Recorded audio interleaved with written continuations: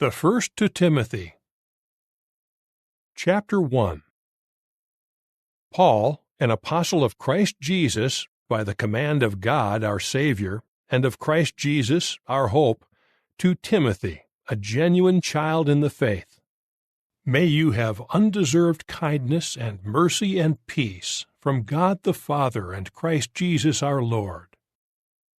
Just as I encouraged you to stay in Ephesus when I was about to go to Macedonia, so I do now, in order for you to command certain ones not to teach different doctrine, nor to pay attention to false stories and to genealogies.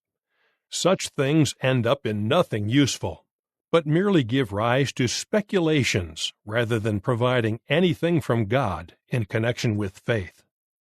Really, the objective of this instruction is love out of a clean heart, and out of a good conscience, and out of faith without hypocrisy.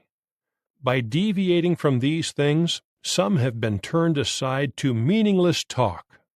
They want to be teachers of law, but they do not understand either the things they are saying or the things they insist on so strongly.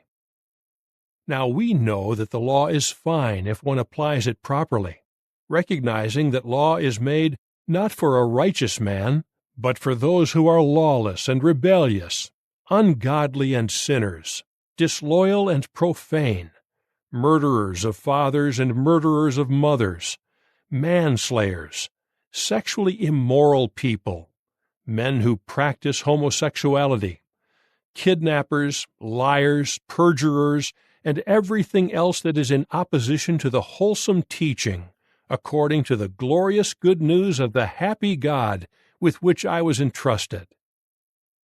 I am grateful to Christ Jesus our Lord, who imparted power to me, because he considered me faithful by assigning me to a ministry. Although formerly I was a blasphemer and a persecutor and an insolent man. Nevertheless, I was shown mercy, because I acted in ignorance and with a lack of faith. But the undeserved kindness of our Lord abounded exceedingly, along with faith and the love that is in Christ Jesus. This saying is trustworthy and deserving of full acceptance. Christ Jesus came into the world to save sinners. Of these I am foremost. Nevertheless, I was shown mercy, so that by means of me, as the foremost case, Christ Jesus might demonstrate all his patience, making me an example to those who are going to rest their faith on him for everlasting life. Now to the King of eternity, incorruptible, invisible, the only God, be honor and glory forever and ever. Amen.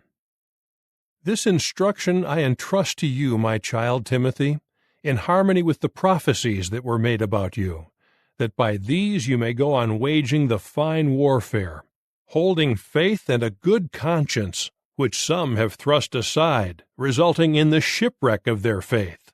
Hymenaeus and Alexander are among these, and I have handed them over to Satan, so that they may be taught by discipline not to blaspheme. Chapter 2. First of all, then, I urge that supplications, prayers, intercessions, and thanksgiving be made concerning all sorts of men, concerning kings and all those who are in high positions, so that we may go on leading a calm and quiet life with complete godly devotion and seriousness. This is fine and acceptable in the sight of our Savior, God, whose will is that all sorts of people should be saved and come to an accurate knowledge of truth. For there is one God and one mediator between God and men, a man, Christ Jesus, who gave himself a corresponding ransom for all. This is what is to be witnessed to in its own due time. For the purpose of this witness, I was appointed a preacher and an apostle. I am telling the truth. I am not lying. A teacher of nations in the matter of faith and truth. So I desire that in every place the men carry on prayer, lifting up loyal hands, without anger and debates. Likewise, the women should adorn themselves in appropriate dress, with modesty and soundness of mind, not with styles of hair braiding and gold or pearls or very expensive clothing, but in the way that is proper for women professing devotion to God, namely through good works. Let a woman learn in silence with full submissiveness. I do not permit a woman to teach or to exercise authority over a man, but she is to remain silent. For Adam was formed first, then Eve. Also, Adam was not deceived, but the woman was thoroughly deceived and became a transgressor. However, she will be kept safe through childbearing, provided she continues in faith and love and holiness along with soundness of mind. Chapter 3. This statement is trustworthy. If a man is reaching out to be an overseer, he is desirous of a fine work. The overseer should therefore be irreprehensible, a husband of one wife, moderate in habits, sound in mind, orderly, hospitable, qualified to teach, not a drunkard, not violent, but reasonable, not quarrelsome, not a lover of money, a man presiding over his own household in a fine manner, having his children in subjection with all seriousness. For if any man does not know how to preside over his own household, how will he care for the congregation of God? Not a newly converted man, for fear that he might get puffed up with pride and fall into the judgment passed on the devil. Moreover, he should also have a fine testimony from outsiders, so that he does not fall into reproach and a snare of the devil. Ministerial servants should likewise be serious, not double-tongued, not indulging in a lot of wine, not greedy of dishonest gain, holding the sacred secret of the faith with a clean conscience.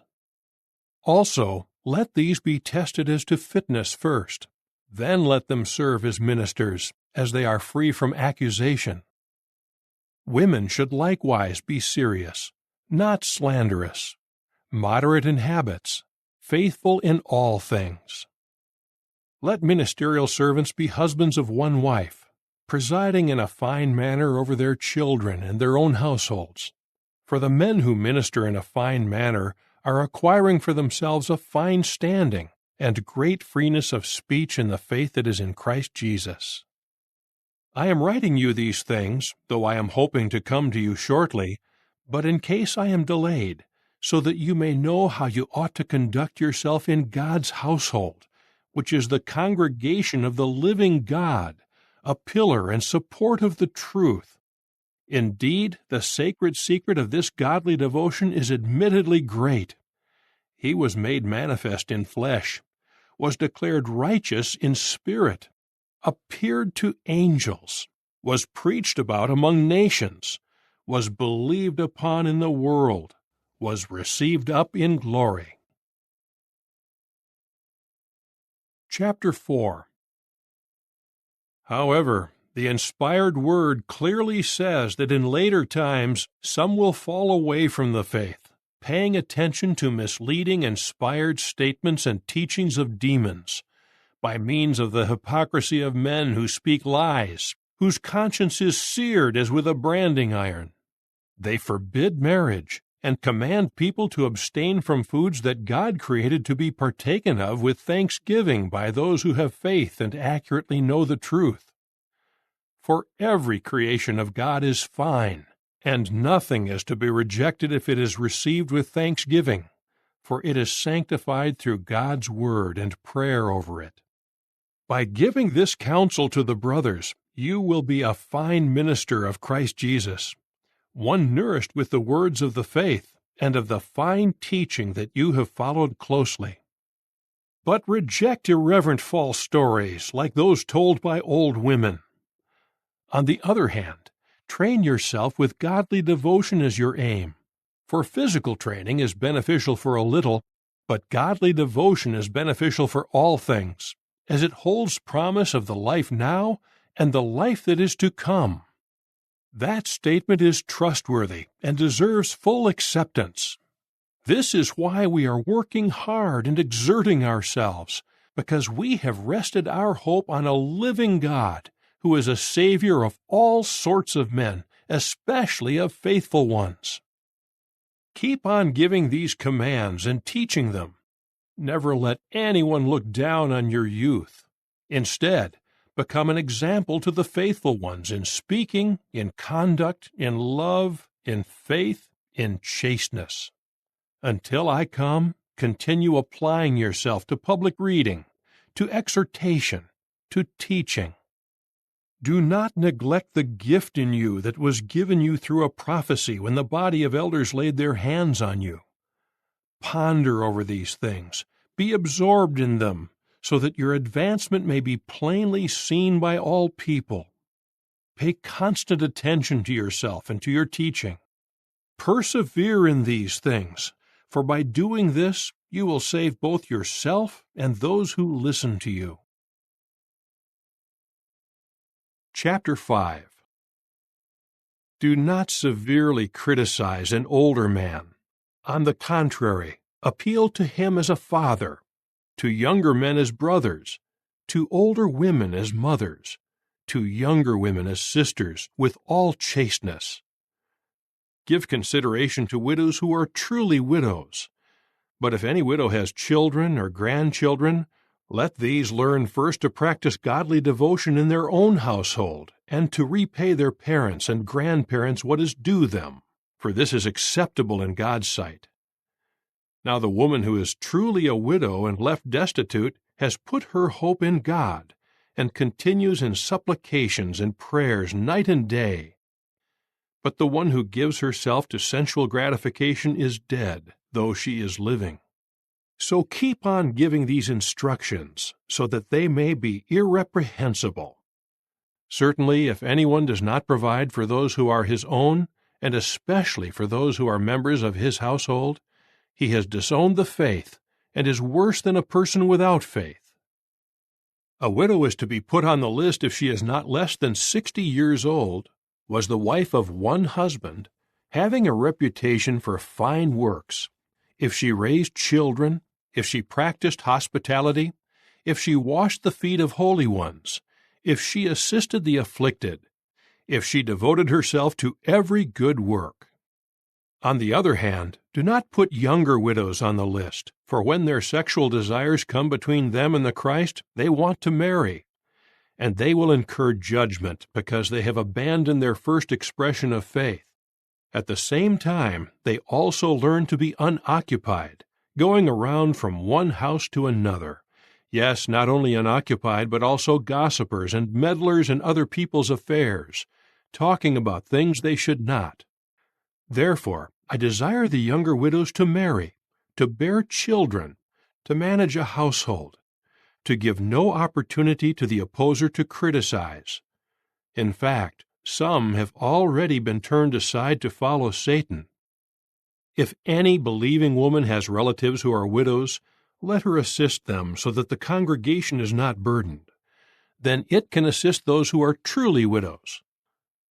Let the elders who preside in a fine way be considered worthy of double honor, especially those who work hard in speaking and teaching.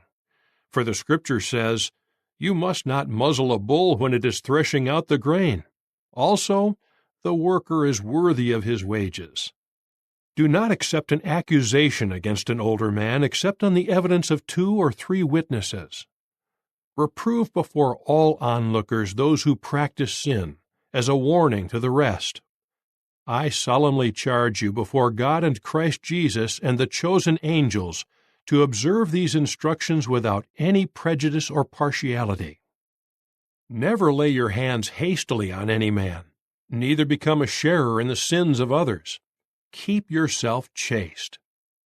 Do not drink water any longer, but take a little wine for the sake of your stomach and your frequent cases of sickness. The sins of some men are publicly known, leading directly to judgment, but those of other men become evident later. In the same way also, the fine works are publicly known, and those that are otherwise cannot be kept hidden. Chapter 6. Let those who are under the yoke of slavery keep on considering their owners worthy of full honor, so that the name of God and the teaching may never be spoken of injuriously. Moreover, Let those having believing owners not be disrespectful to them because they are brothers. Rather, they should serve more readily because those receiving the benefit of their good service are believers and beloved. Keep on teaching these things and giving these exhortations.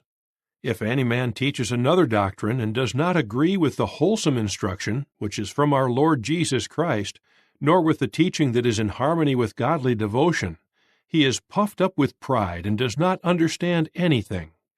He is obsessed with arguments and debates about words.